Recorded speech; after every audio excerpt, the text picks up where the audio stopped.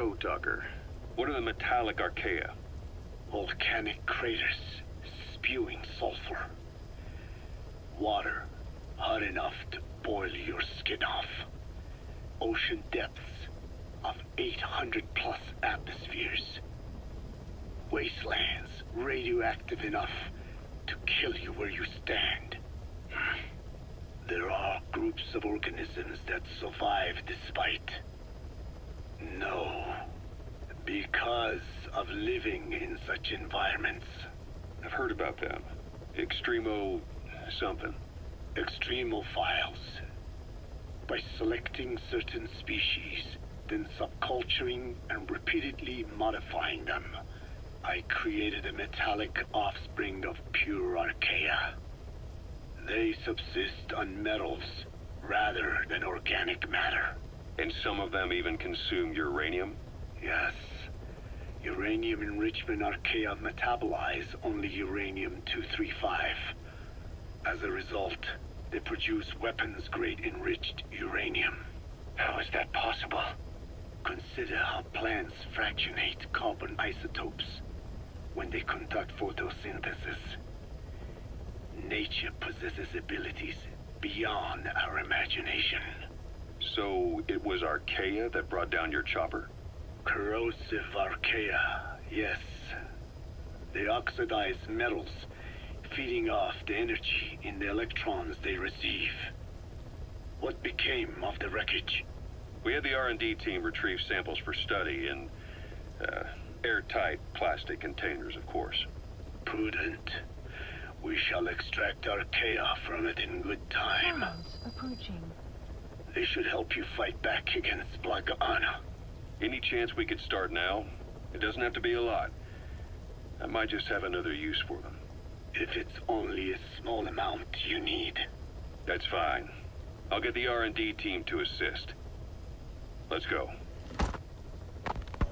South Africa was previously suspected of developing nuclear weapons. It already had a conspicuous presence at the UN because of apartheid and its armed expansionism. But when neighboring Angola and Mozambique became socialist countries in '74, South Africa felt hounded into a corner. So it accelerated its nuclear program to protect itself.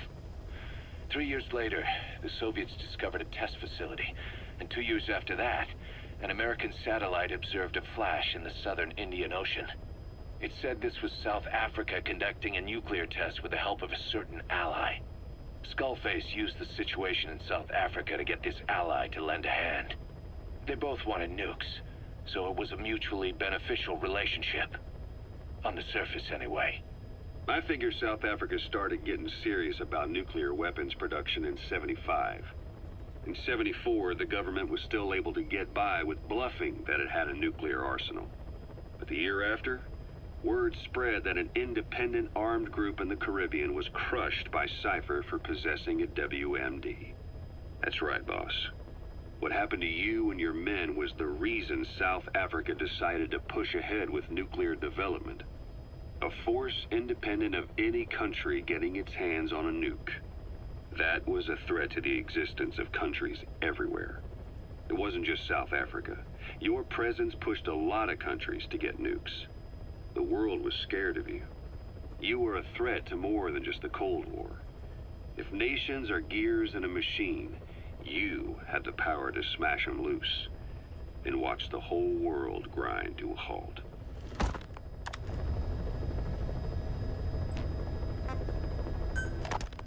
Emmerich uses externally powered legs of his own design.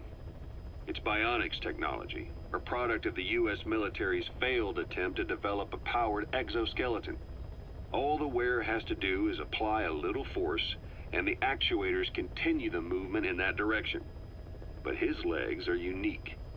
Instead of using a hydraulic mechanism, the actuators run off metallic archaea.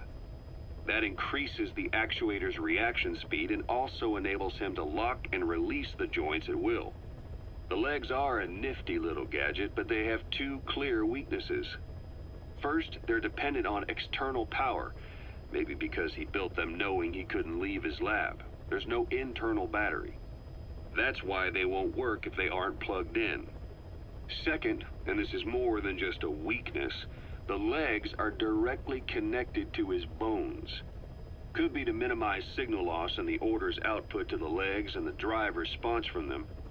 Either way, Emmerich has used bolts to attach load-bearing parts directly to his femurs, probably by mimicking surgical treatment for compound fractures and the like. But the end result is those legs and his body are fused together, and that appears to be how he's able to move them so precisely. But that also means that any shock to the legs would be delivered right to his bones by way of those bolts. The same is true if he encounters the corrosive metallic archaea. If the corrosive archaea ate into the exposed bolts, they'd reach the endoskeleton parts and eat through them too in the blink of an eye. The doctor's bones are full of holes to accommodate all the bolts. They're like sponges. If he were to lose the reinforcing parts, even the tiniest bit of force or weight would snap his bones. So when I dangled those corrosive metallic archaea in front of him, he realized straight away what would happen. Life wouldn't be worth living if he lost those legs of his. I'd bet that is what the doctor fears the most. I just helped him imagine what it would be like. Thanks to that, I got the information we needed without either of us getting hurt. You know how he is. He's probably already over the shock. The better you know your adversary, the easier it is for you to get information from them. And vice versa.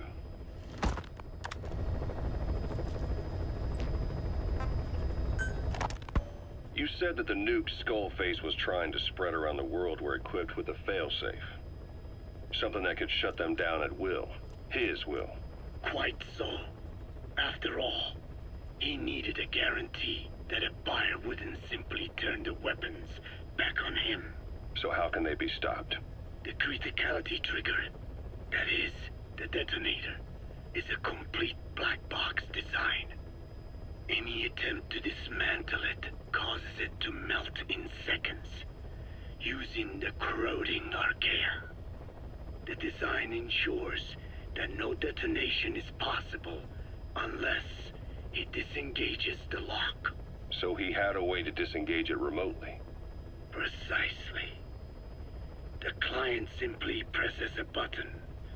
At that moment, the detonator begins transmission with a surveillance satellite. The satellite reports to him how the client is trying to use the nuke. If he does not object, the lock is disengaged. But if it's a risk to him in any way... The detonator melts down. The same is true if detonation does not occur within a preset time after the lock is disengaged. The nuke is rendered useless. Who the hell would buy something with strings attached like that? The client would never know until the moment they actually tried to use it. Most likely, he would have explained the time delay as the detonators needing time to activate. And he only intended to sell to technologically primitive groups in the first place. Let me guess. He'd claim it was defective and offer a replacement. Shadier than a used car salesman. Skullface shakes your hand like a friend, using the other to control you like a puppet. This is how he works.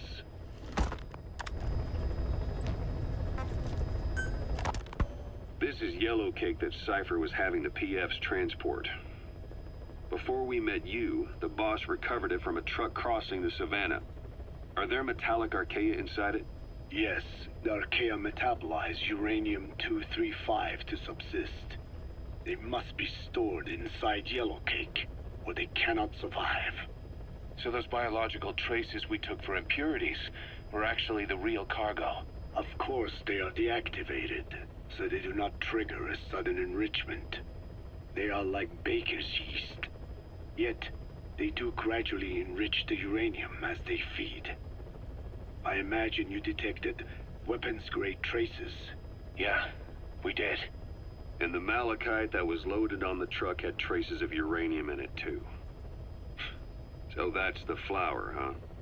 Skullface was gonna sell do-it-yourself nuke kits. The uranium-enriching Archées complete with a user's manual. And the ores with the uranium could be sourced by the client or provided by Cypher. Even the trace amounts buried in common ores can be enriched to weapons-grade uranium by the metallic Archées. Proving that must have been the most important factor of the trials. That and the ability to successfully prevent detonation.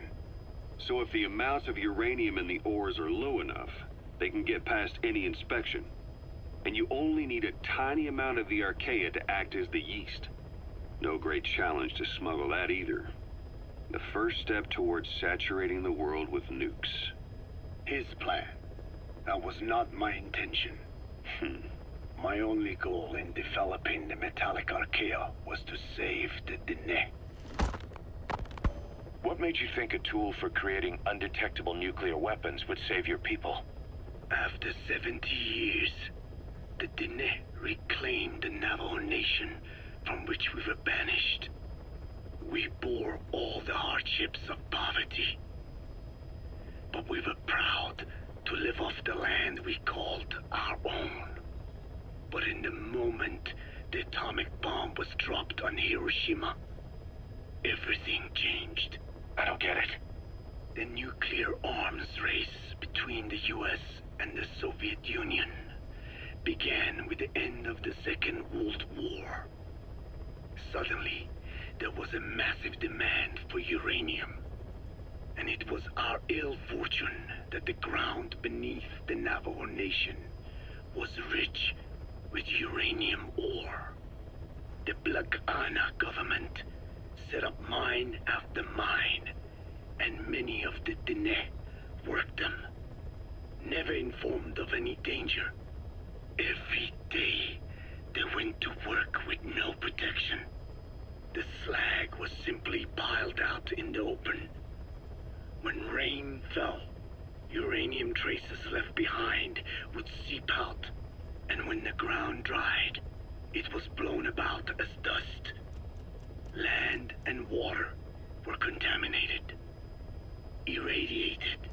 Many of us became sick and died.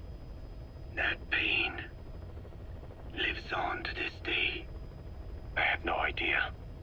Wanting more than anything to revive the land my forebears left to me, I was delighted upon discovering microbes that eat uranium. If they could be domesticated, I believed we could rid our land of uranium. Were you successful? No. The research called for funding on a colossal scale. But nobody was willing to invest with no prospect of a return. And that's when Skullface showed up. Correct. I can save you and your people. We share the same will. That is what he said to me. And I believed him. Black Ana forced me to abandon my uranium cleanup work and focus on nuclear weapons. And he held all the Dene hostage. Today, the uranium mines within the reservation are finally closing down. It is simply less expensive now to source uranium overseas. New victims, different places. But uranium is a tactical resource. To rely on a foreign country for it is a difficult decision to make. And he was in the perfect place to influence that decision. He could have condemned your people to the mines forever. The contamination comes not only from uranium. The fallout from the Nevada nuclear tests also settled on our lands. As if our fortune were not already bad enough, we are also downwinders. To save the Dene, I must complete my original research.